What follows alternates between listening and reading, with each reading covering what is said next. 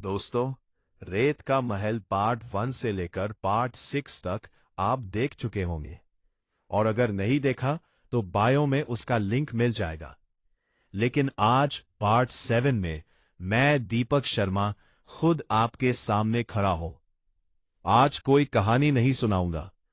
आज मैं आपको अपनी जिंदगी का वो सच बताऊंगा जिसे मैं हर दिन जी रहा हूं, हर पल महसूस कर रहा हूं।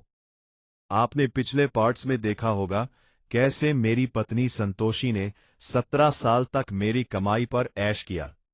मैं दिन रात मेहनत करता रहा, घर चलाने के लिए, सपने पूरे करने के लिए, और सोचता था कि मेरा परिवार ही मेरी ताकत है।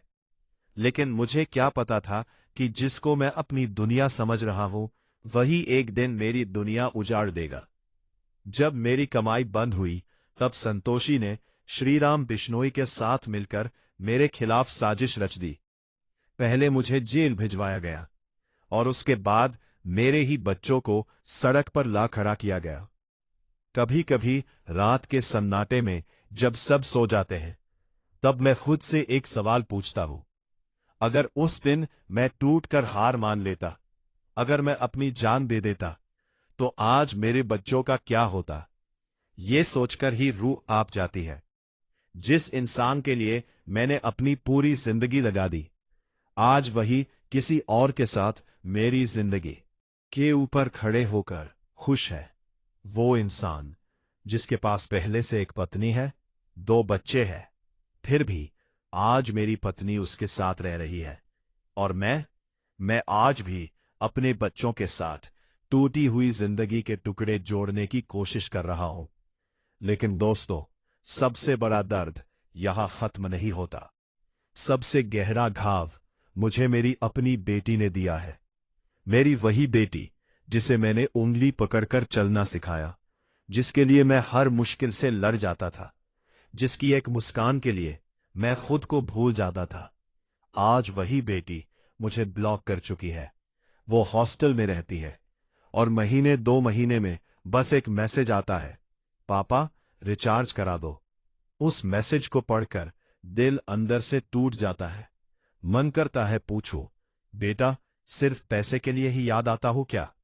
लेकिन नहीं पूछ पाता, क्योंकि मैं एक बाप हूं और बाप का दिल चाहे कितना भी टूटा हो, अपने बच्चों के लिए हमेशा जिंदा रहता है।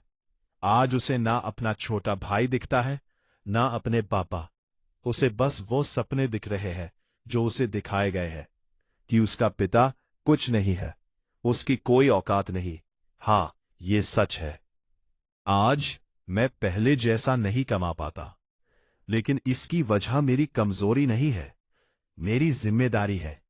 मेरे पास मेरा 6 साल का बेटा है, वो छोटा सा बच्चा जिसके लिए मैं ही उसकी पूरी दुनिया हूं। उसका खाना, उसका खेलना, उसकी हंसी, उसकी नींद, सब कुछ मेरे सहारे है।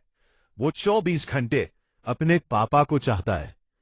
कभी कभी जब वो मेरे सीने से लगकर सोता है तो मैं चुपचाप उसे देखता रहता हूं और आखिर में खुद से एक वादा करता हूं, जो भी हो जाए तुझे कभी टूटने नहीं दूंगा, तेरे सपनों को कभी मरने नहीं दूंगा।